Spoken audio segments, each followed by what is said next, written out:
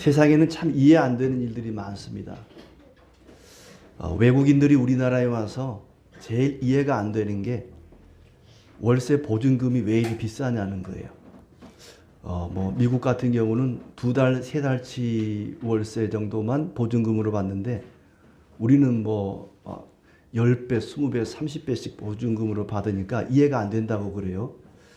집주인 입장에서는 그 정도로 받아놔야 안심이 되지 않겠어요? 그러니까 서로 이게 못 믿어서 그럴 수도 있는 거고 이해가 안 된다는 거예요. 이해가 안 되는 게 그것뿐이겠습니까? 세상에는 참 이해 안 되는 일이 굉장히 많습니다. 하나님이 하시는 일 가운데에서도 이해 안 되는 일이 참 많습니다. 왜 하나님이 그렇게 하셨을까? 왜 이렇게 하실까? 저렇게 하면 더 좋을 텐데 왜 그럴까? 하나님이 하시는 일 가운데에도 이해 안 되는 일이 참 많습니다. 맛있는 음식만 골라 먹으러 다니는 사람을 미식가라 그러죠. 그런데 미식주의자가 있습니다. 모든 음식이 다 맛있는 사람, 미식주의자래요. 제가 그런 것 같아요. 특히 여기 1층에 가서 식사를 하시면 모든 게 다 맛있습니다. 미식주의자. 하나님의 말씀에 대해서는 미식주의자가 되어야 됩니다. 내 입맛에 맞는 말씀만 골라 읽는 게 아니라 모든 말씀이 다 꿀송이처럼 달아야 됩니다. 오늘은 호박국을 생각나게 하는 하박국 말씀을 우리가 읽게 되었는데 잘 읽지 않는 말씀입니다만은 이 하박국의 말씀도 꿀과 송이꿀처럼 달디단 그런 말씀이 되기를 바랍니다. 하박국은 이해 안 되는 것이 두 가지가 있었습니다. 하나는 이스라엘 백성들이 너무나 패역하고 부도덕하고 악한데도 하나님이 왜 가만히 내버려 두냐는 것입니다. 하나님은 선한 사람에게는 상을 주고 악한 자들에게는 벌을 줘야 되는데 이스라엘이 너무나 악하고 악했습니다마는 아무 벌이 주어지지 않는 거예요. 어느 정도로 악했는가 하니 1장 2절 3절을 보면 여호와여 내가 부르짖어도 주께서 듣지 아니하시니 어느 때까지이리까 내가 강포로 말미암아 외쳐도 주께서 구원하지 아니하시나이다. 어찌하여 내게 죄악을 보게 하시며 패역을 눈으로 보게 하시나이까. 이렇게 죄악되고 패역한 예루살렘을 왜 그냥 내버려 두십니까? 이해가 안 되는 것입니다. 거기에 대해서 하나님께서는 걱정하지 마라. 내가 바벨론을 통해서 그들을 혼내줄 것이다 말씀하십니다. 그런데 또 하나 이해 안 되는 것이 있습니다. 하나님은 예루살렘 유다 백성들을 혼내시더라도 그들보다 조금 착한 사람들을 통해서 혼을 내셔야지 왜 더 악한 사람을 통해서 이스라엘을 혼내시려 합니까? 이스라엘을 혼내시려거든 좀 선한 사람들을 통해서 혼을 내야지 악한 자가 자기보다 덜 악한 자를 혼내는 것이 어찌 이럴 수 있습니까? 선한 자가 악한 자를 혼내야지 어떻게 악한 자가 좀 덜 악한 자를 혼낼 수 있습니까? 이해가 안 됩니다. 거기에 대해서는 바벨론도 내가 멸망시킬 것이다. 걱정하지 마라. 너는 믿음으로 말미암아 살아야 된다. 의인은 믿음으로 말미암아 살리라 말씀을 하시죠. 어떤 사람이 길을 가는데 전단지를 나눠주더래요. 전단지를 받아봤더니 거기에 딱 두 글자가 써 있더랍니다. 살 빼. 그걸 받고는 굉장히 속이 상했대요. 내가 그렇게 뚱뚱한가? 왜 나한테만 이걸 주지? 왜 하필이면 나야? 굉장히 기분이 나빴대요. 남편에게 얘기를 했더니 남편이 좋게 생각하라고. 다른 사람은 다 가능성이 없으니까 당신은 가능성이 있어 보이니까 준 거라고 그냥 좋게 생각하라고 그리 말하더래요. 하나님은 회개하고 돌이킬 가능성이 있는 자들에게는 회개하라고 외칩니다. 이스라엘은 가능성 있는 사람들이었습니다.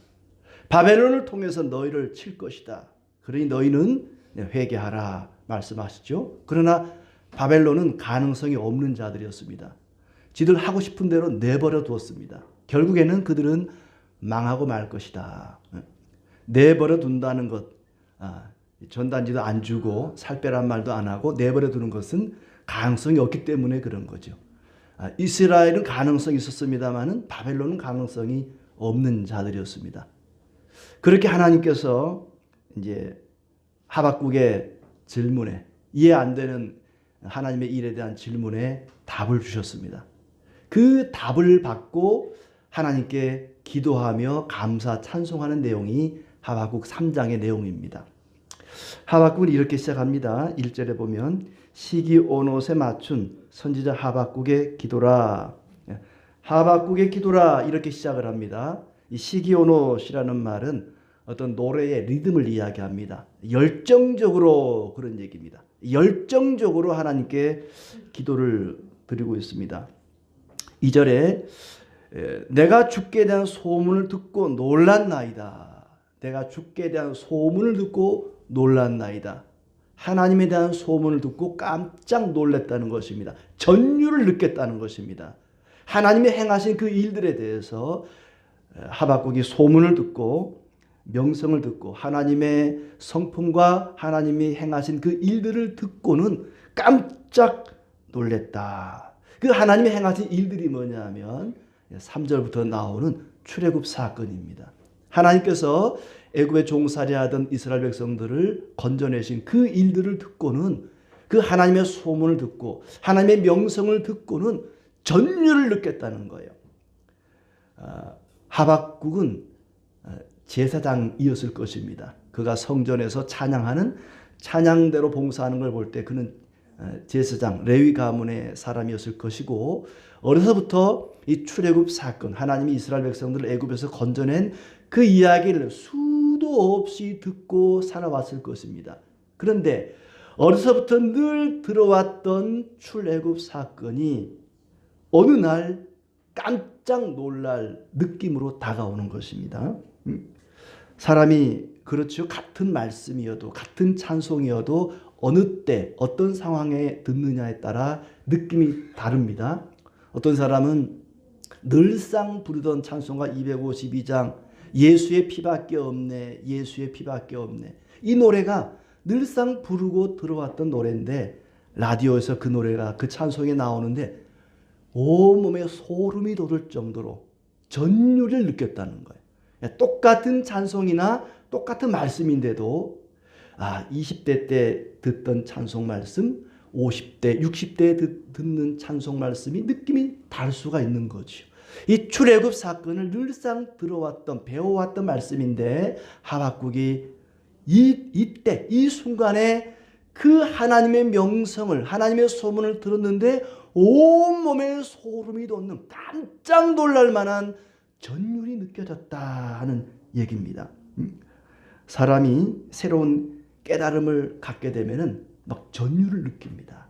그런 느낌이 지금 하박국 선지자에게 다가왔던 것입니다. 그러면서 그는 기도를 하는데 2절은 기도의 내용입니다. 세 가지 기도를 하고 있습니다. 첫째는 주의 일을 이 수년 내에 부응하게 하옵소서 하는 기도고, 두 번째는 이 수년 내에 나타내시옵소서 하는 기도고, 세 번째 기도는 진노 중에라도 긍휼을 잊지 마시옵소서 하는 기도입니다. 수년 내에 부응하게 하옵소서 하는 기도, 수년 내에 나타내시옵소서, 그리고 진노 중에라도 긍휼을 베풀어 주시옵소서 하는 기도. 오늘은 이 하박국의 세 가지 기도에 대해서 함께 은혜를 나누고자 합니다. 먼저 주의 일을 이 수년 내에 부응하게 하옵소서. 여러분, 부응 그럼 뭐가 생각나십니까? 교인들이 많아지는 거, 교회에 막 빈자리가 없을 정도로 사람이 꽉 차고 막 교회가 급성장하는 거, 우리 그걸 부흥이라고 생각합니다. 그러나 여기서 말하는 부흥이라는 단어는 새롭게 하다, 회복되다라는 말씀입니다. 우리를 새롭게 하여 주시옵소서, 우리를 살게 하여 주시옵소서. 죽은 것이나 다름없는 것을 다시 살려내는 것, 그것을 가리켜 부흥이라고 말합니다. 죽은 것이나 마찬가지인 그런 이스라엘이 다시 소생케 되는, 다시 살아나는 것, 그것이 부흥입니다. 그것이 회복입니다.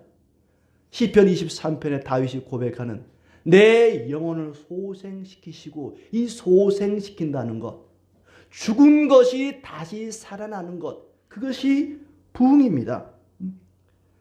에스겔 37장에 보면은 골짜기에 마른 뼈다귀들이 하나님의 말씀을 대언할 때에 살아납니다.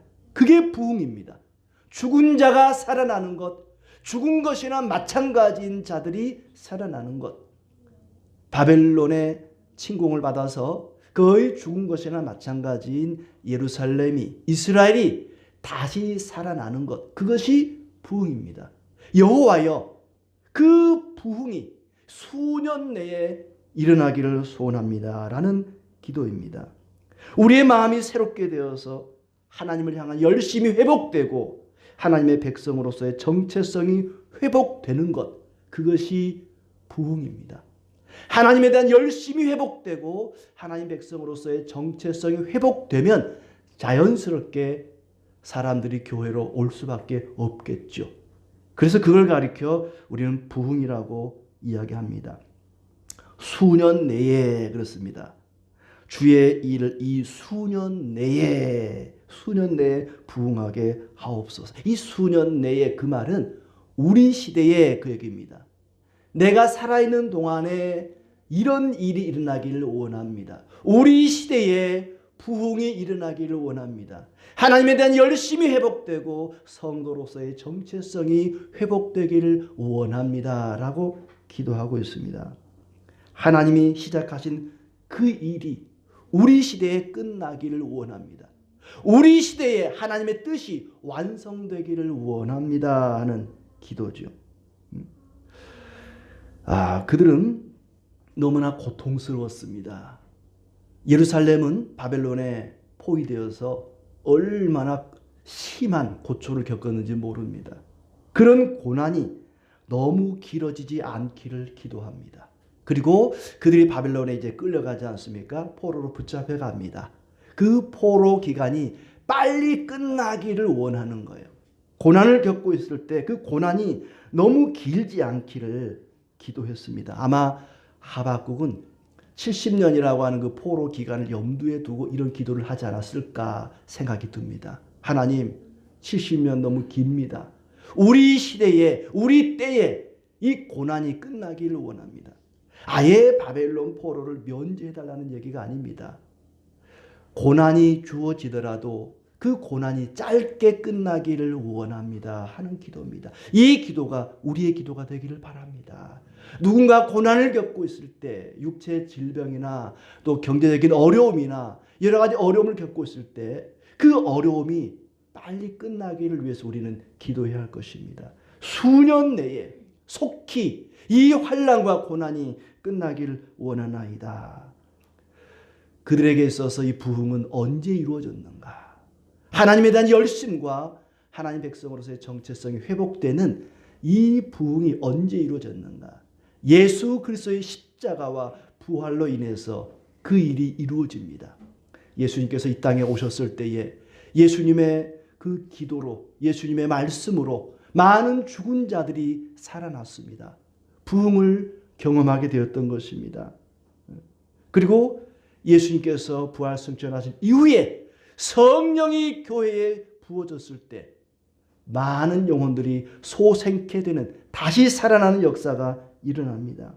성령께서 지금도 우리 안에 계시니 죽은 자가 살아나는 역사가 일어날 것입니다. 분명히 우리는 죄와 허물로 죽은 자들이었습니다.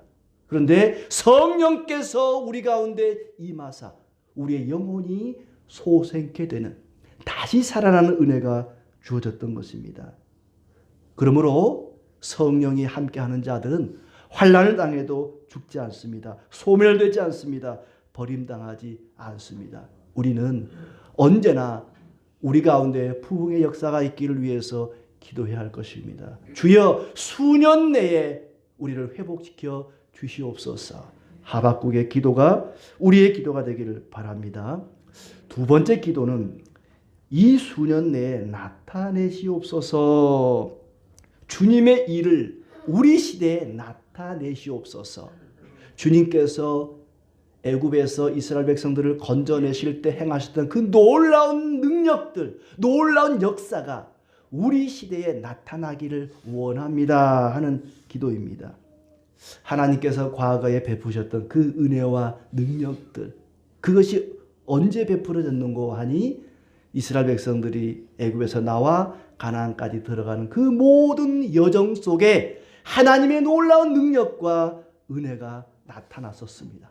그 일들이 이 수년 내에 우리 시대에도 그와 같은 은혜가 넘치기를 원합니다. 하나님의 권능이 임하기를 원한다고 기도하고 있습니다. 그러면서 3절부터 구체적으로 이스라엘 백성들을 하나님이 어떻게 애굽에서 건져내시고 광야를 통과하게 하시고 가나안에 들어가게 하셨는지 그 하나님의 놀라운 역사들을 찬양 형식으로 고백하고 있습니다.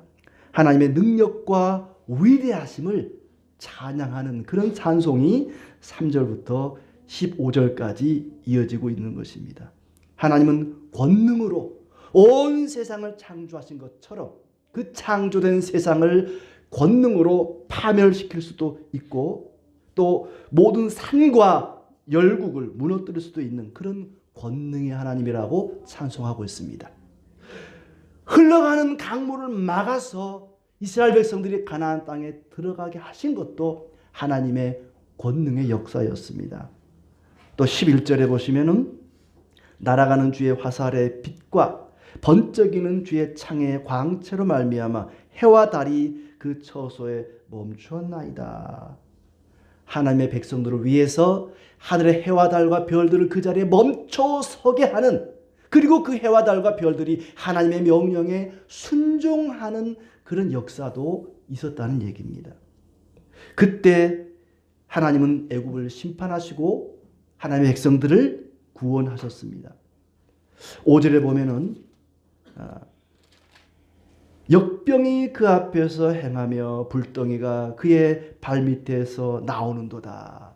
하나님이 애굽에서 이스라엘 백성들을 건져내실 때 거기에 10가지 재앙을 내렸는데 그 가운데 하나가 우박 재앙이었죠. 그 우박에 불덩어리가 섞여 있었다는 거예요. 우박이 땅에 떨어져서 사람들의 발밑에서 불덩어리가 나왔다.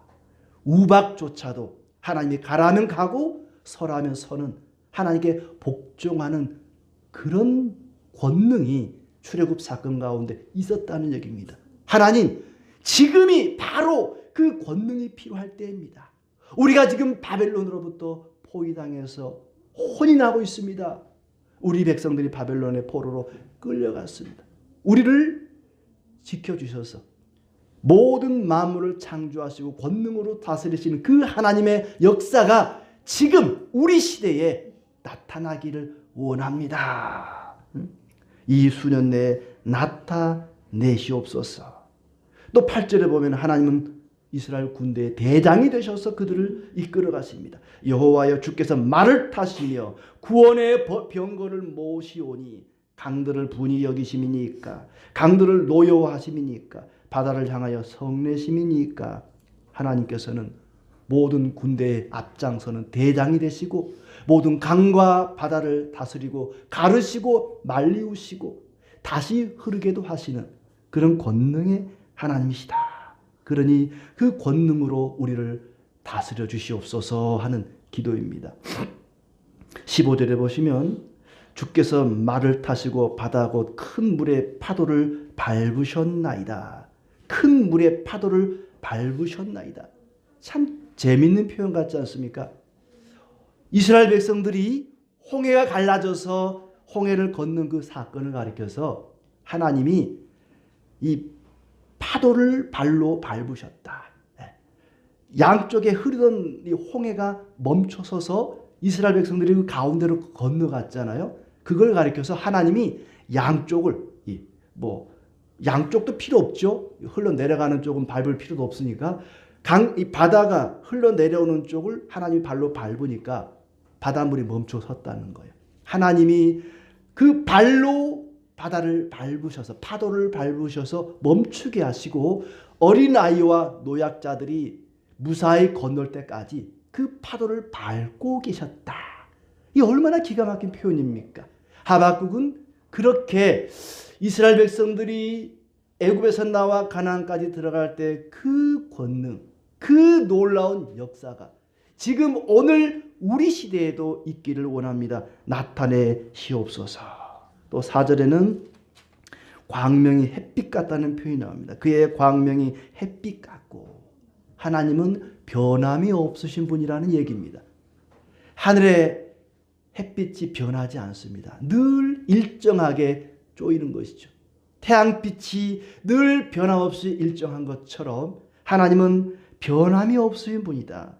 변함없는 그 성품과 변함없는 권능으로 자기 백성들에게 은혜를 베푸신 것처럼 지금도 그 권능과 은혜를 나타내달라고 기도하고 있습니다. 그리고 하나님의 그 권능과 은혜와 성품을 찬양하고 있습니다. 우리는 이유 불문하고 하나님을 찬송해야 됩니다. 우리가 형편없는데도, 아무 사랑받을 만한 자격이 없는데도 불구하고 우리를 끔찍하게 사랑해 주시는 그 사랑에 감격해서 우리는 하나님을 찬양해야 할 것입니다. 하나님을 찬송할 이유는 없어도 됩니다. 왜 찬송해야 되는지 그 이유를 몰라도 됩니다. 하나님의 존재 자체만으로, 그분의 권능과 은혜 앞에 우리는 그냥 찬송을 드리는 것입니다. 기계와 머리는 굴려야 산다, 이런 말이 있습니다. 우리가 머리를 굴려서 한번 생각해 보십시오. 왜 우리가 하나님을 찬송해야 되는가? 하나님을 찬송해야 될 만한 특별한 이유가 없어도 하나님은 찬송받기에 합당하신 분이십니다. 하나님이라는 그 존재 자체만으로 그분의 권능과 은혜 앞에 우리는 경배와 찬양을 드릴 수밖에 없습니다. 통치하는 가운데 주님을 나타내시옵소서. 지금도 그 권능으로 온 세상을 통치하고 계시는 가운데 하나님을 나타내 주시기를 원합니다. 이 기도가 우리의 기도가 되기를 바랍니다. 세 번째 기도는 진노 중에라도 긍휼을 잊지 마옵소서. 우리에게 진노를 베푸시더라도 긍휼을 잊지 마옵소서 하는 기도입니다. 하나님께서 우리에게 진노를 나타내실 때 화를 참으시고 자비를 베풀어 달라는 그런 기도입니다. 하나님, 마음에는 막 속이 부글부글 끓고 화가 나시겠지만, 그래서 바벨론을 통해서 이스라엘을 치려고, 이스라엘을 혼내주려고 지금 막 화가, 분노가 끓어오르겠지만 그 분노를 조금 누그러뜨리시고 화를 좀 가라앉히시고 이 백성들에게 긍휼을 베풀어 주시옵소서. 긍휼과 자비를 베풀어 달라고 기도하고 있습니다. 하나님으로 하여금 하나님의 백성들에게 진노를 누그러뜨려 달라는 그런 기도입니다. 대적들이 하나님의 백성들을 칠 때는 하나님이 그 대적들을 물리쳐 주셨고 물리쳐 주실 것입니다. 그런데 하나님이 자기 백성들을 혼낼 때는 누가 그것을 막아주겠냐는 것이죠. 하박국 입장에서는 그러는 거예요. 동네 불량배들이 나를 괴롭히려고 할 때는 우리 아버지가 나타나가지고 그 불량배들을 다 그냥 소탕해주고 그 불량배들을 다 물리쳐줬단 말이죠. 그런데 아버지가 나를 혼내려고 하면은 누가 아버지를 말려주겠습니까? 엄마가 말려주지. 엄마가 더 힘이 세니까. 예. 근데 하나님이 엄마 아빠가 있는 것도 아니고, 뭐 아수르가, 애굽이, 바벨론이 아주 못된 놈들이 이스라엘을 괴롭힐 때는 하나님이 나타나셔서 다 막아줬단 말이죠. 물리쳐 주시고. 그런데 이제는 그 대적들이 아니라 하나님이 이스라엘을 혼내려고, 바벨론을 통해서 이스라엘을 혼내려고 한단 말입니다. 그럴 때 누가 과연 그 하나님을 막아줄 수 있는가? 아무도 막아줄 자가 없습니다. 그래서 하박국은 하나님, 진노를 좀 누그러뜨려 주시고 진노 중에라도 자기 백성 이스라엘을 혼내더라도 조금 좀 살살 때려주세요. 살살 혼내주십시오. 진노 중에라도 긍휼을 베풀어 주시옵소서라고 기도하고 있습니다. 이스라엘 백성들은 본디 하나님의 은혜로 살아온 자들입니다. 시편 44편 3절 말씀에 보면은 그들이 자기 칼로 땅을 얻어 차지함이 아니요 그들의 팔이 그들을 구원함도 아니라 오직 주의 오른손과 주의 팔이 주의 얼굴의 빛으로 하셨으니 주께서 그들을 기뻐하신 까닭이니라. 이스라엘 백성들이 가나안 땅을 차지한 것은 자기들의 칼과 무기와 힘과 능력으로 차지한 것이 아니었습니다. 오직 하나님의 의로운 팔로 차지한 것입니다. 하나님 은혜로 애굽에서 나왔고 하나님 은혜로 가나안 땅에 들어간 것입니다. 모든 것이 하나님의 은혜였습니다. 하나님 그때 그렇게 한 것처럼 지금도 우리에게 긍휼을 베풀어 주시옵소서. 우리 조상들에게 긍휼을 베푸사 그들이 아무 자격 없어도 아무 힘도 무기도 없을지라도 가나안 땅을 허락하신 것처럼 지금도 그와 같이 진노 중이라도 긍휼을 베푸시기를 원합니다. 기도하는 거예요. 하나님 때리시더라도 좀 살살 때려주세요 하는 기도입니다. 하나님 앞에 하박국은 이렇게 기도합니다. 주의 능력을 나타내달라는 기도에 이어서 주의 긍휼을 베풀어 달라고 기도합니다. 하나님 우리 시대에 하나님의 권능을 나타내 주시고 하나님의 긍휼을 베풀어 주시옵소서. 그래서 우리가 소생케 하옵소서. 다시 살아나게 하옵소서. 다시 일어나게 하옵소서. 이것이 하박국의 기도였습니다. 그런데 문제 속에 답이 있다고 하나님의 말씀 속에 답이 있습니다. 그들이 다시 일어나는, 다시 회복되는 하나님을 향한 열심과 하나님 백성으로서의 정체성이 회복될 수 있는 방법, 비결이 말씀 속에 있습니다. 2장 4절에 이미 답을 하고 있습니다. 보라 그의 마음은 교만하며 그의 속에 정직하지 못하나 의인은 그의 믿음으로 말미암아 살리라. 그의 믿음으로 말미암아 살리라. 이 살리라라는 말 영어성에 will live라고도 되어 있는데 이 살리라라는 표현은 여러 가지 의미를 담고 있습니다. 그냥 산다. 의인은 믿음으로 살아간다라는 의미도 있지만 의인은 믿음으로 말미암아 살아난다는 의미도 있습니다. 소생한다는 말이죠. 아까 앞에 하박국 기도했던 수년 내에 부흥하게 하옵소서 할 때 그 부흥이라는 말과 살리라라는 말이 같은 의미를 담고 있습니다. 수년 내에 우리를 부흥하게 하옵소서 했는데 부흥하는 비결이 뭡니까? 믿음이라는 것입니다.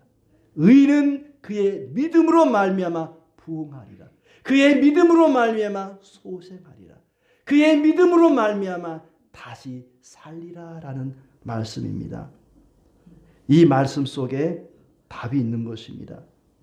이 믿음이라고 하는 말은 그 어원이 아만이라는 히브리 말에서 왔습니다. 아만. 믿음으로 말미암아 살리라. 아만. 아만 하면 여러분 뭐가 생각납니까?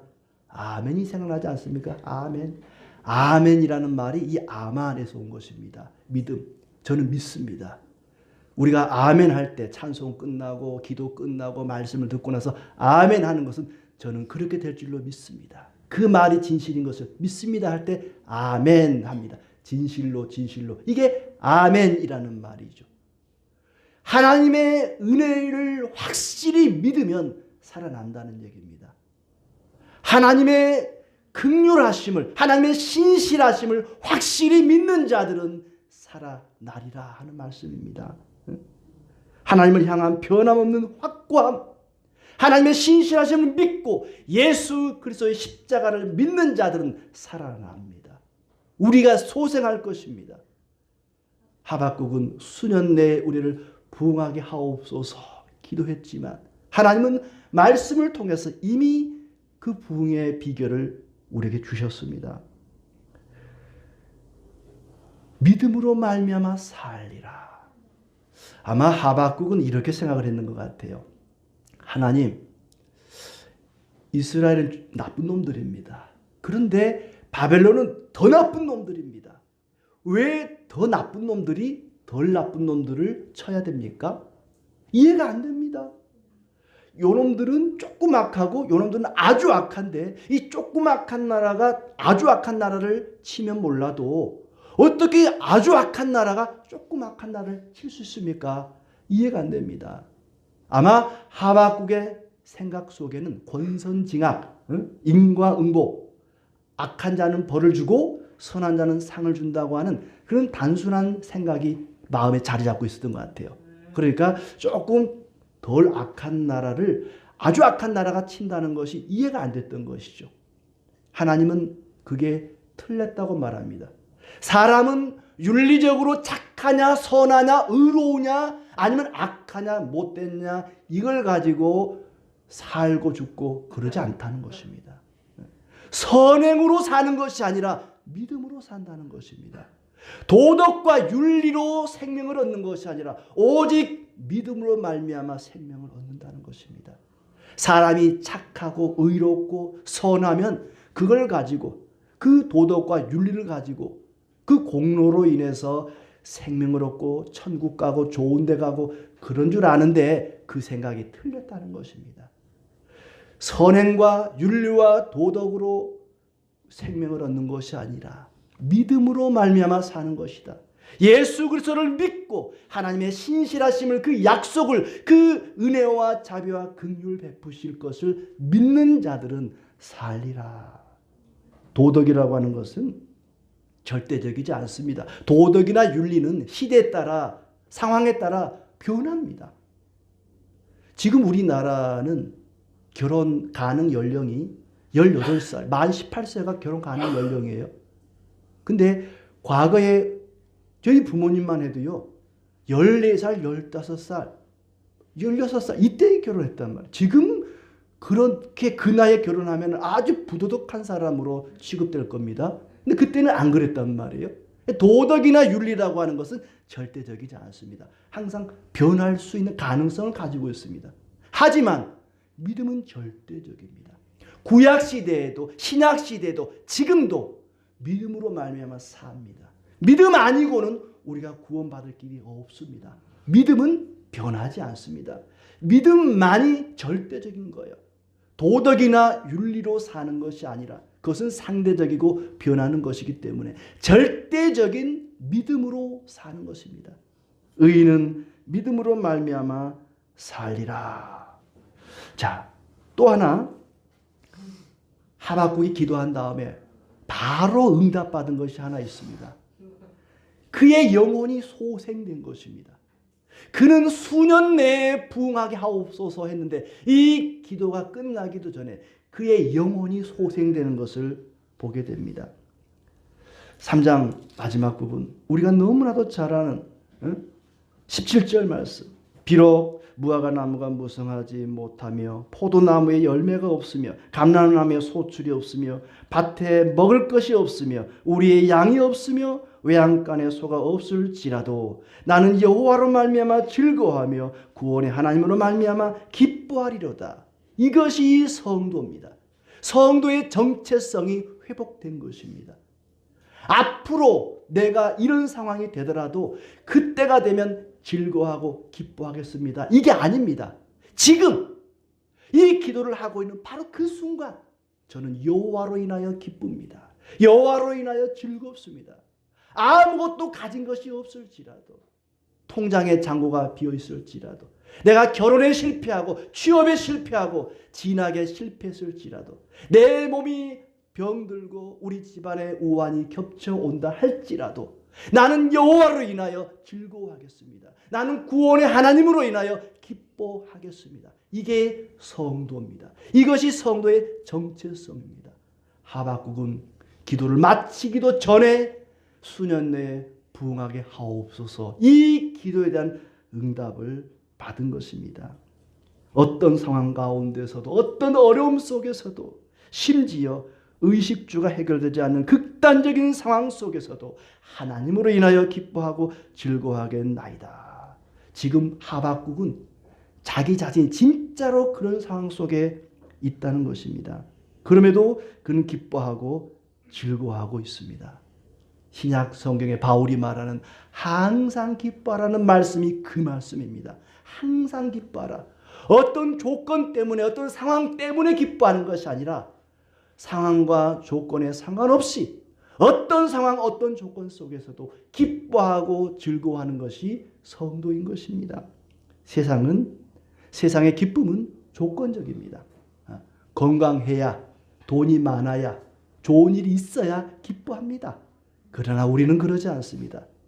아무것도 가진 것이 없어도, 이것도 없고 저것도 없고 그것도 없고 모든 것이 없을지라도 하나님이 나와 함께 하시기만 하면 나는 즐겁습니다. 나는 기쁩니다. 이것이 하박국이 말하는 성도의 모습입니다. 지금 하박국이 처해 있는 상황이 어떤 상황인지 열왕기하 21장 12절부터 말씀하고 있어요.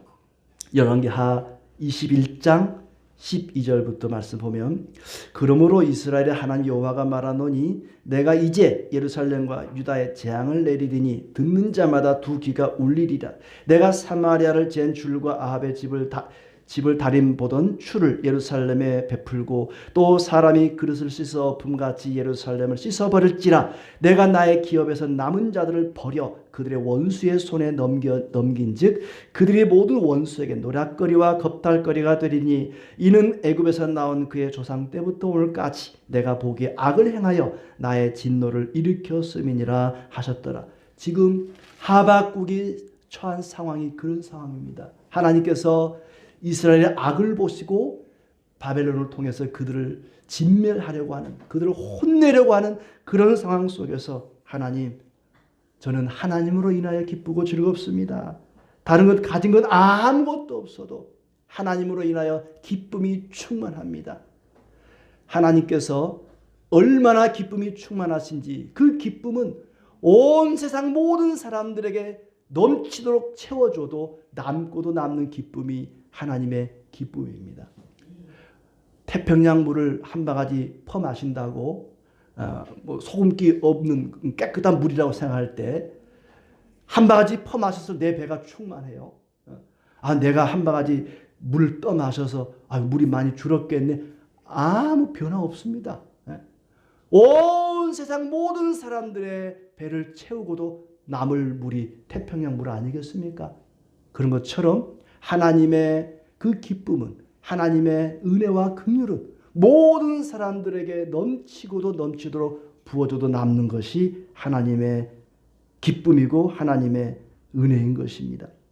이렇게 하박국은 감사와 찬양을 선포하면서 하나님의 진노를 미루어 달라고, 하나님 제가 간절히 기도하오니 진노 중에라도 긍휼을 베푸시고 하나님의 권능을 베푸셔서 그 진노를 조금만 좀 누그러뜨려 주시옵소서라고 기도합니다. 기도만큼 믿음을 성장시키는 좋은 방법은 없습니다. 그런데 예수 그리스도께서는 십자가에 달려 죽으심으로 하나님의 진노를 가라앉히셨습니다. 우리를 향하신 그 하나님의 진노를 예수님이 십자가에 달려 죽으심으로 가라앉히신 것입니다. 예수님의 십자가의 죽음으로 우리를 향하신 하나님의 진노를 거두신 겁니다. 하나님의 능력과 긍휼과 부흥이 동시에 담겨 있는 것이 바로 예수님의 십자가입니다. 하나님께서는 하박국의 기도를 들으사 이스라엘 백성들이 바벨론 포로 생활하는 가운데에도 긍휼을 베풀어 주십니다. 그 대표적인 사건이 뭔고 하니 다니엘과 그 친구들입니다. 다니엘이 사자굴에 들어갔을 때 하나님께서 털끝 하나 다치지 않고 무사히 살아나올 수 있도록 다니엘을 지켜주셨습니다. 진노 중에 긍휼을 베푼 것입니다. 또 그의 친구들이 금신상 앞에 절하지 않고 믿음을 지키다가 뜨거운 풀물불에 던져졌습니다. 털끝 하나 다치지 않고 그들이 살아서 나왔습니다. 진노 중에 비록 그들이 죄를 범하여 바벨론 포로로 잡혀갔지만 하나님께서 긍휼을 베푸신 것입니다. 그 모든 일들은 13절에 보면은 기름 받은 자를 통해서 이루어진 일들입니다. 기름 받은 자, 예수 그리스도를 가리키는 것입니다. 다니엘과 친구들이 건진 받은 것도, 그들에게 긍휼을 베푸신 분도 예수 그리스도이십니다. 이스라엘 백성들을 애굽에서 건지시고 홍해를 가르시고 요단강을 갈라서 건너게 하신 분도, 또 대적들을 물리치시고 산과 강과 해와 달과 별들을 복종시킨 분도 바로 예수 그리스도이십니다. 예수님의 십자가의 죽음으로 우리는 승리를 얻게 되었습니다.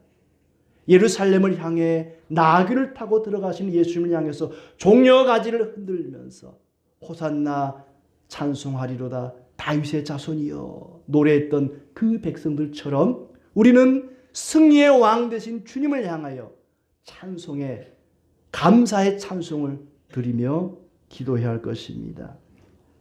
하박국은 두려워 떨며 기도를 시작했습니다마는 기쁨과 승리의 노래로 기도를 마치고 있습니다. 바벨론이 예루살렘을 쳐들어온다는 그 소문을 듣고 하나님의 그 명성을 듣고 그는 전율을 느끼며 떨었습니다. 16절에도 내가 들었으므로 내 창자가 흔들렸고 그 목소리로 말미암아 내 입술이 떨렸다. 창자가 흔들릴 정도로 하박국은 떨었습니다. 두려워했습니다. 무서웠습니다. 그러나 감사와 승리의 찬송으로 기도를 마무리하고 있습니다. 믿음이 가져다 준 이 내적인 기쁨, 하나님의 약속을 예수 그리스도를 확실히 믿는 그 믿음이 가져다 준 즐거움과 기쁨은 어떠한 두려움과 공포와 근심과 슬픔을 이겨낼 수 있는 강한 힘을 우리에게 공급합니다. 원수가 이스라엘 공격한다는 소리를 듣고 그는 창자가 떨릴 정도로 두려웠습니다. 그러나 하나님이 행하시는 일들을 보고 크게 기뻐하며 감사 찬송을 드립니다. 그리고는 모든 것이 사라질지라도 나는 여호와로 인하여 기뻐하리라. 여호와로 인하여 즐거워하리라. 고백하며 찬양합니다.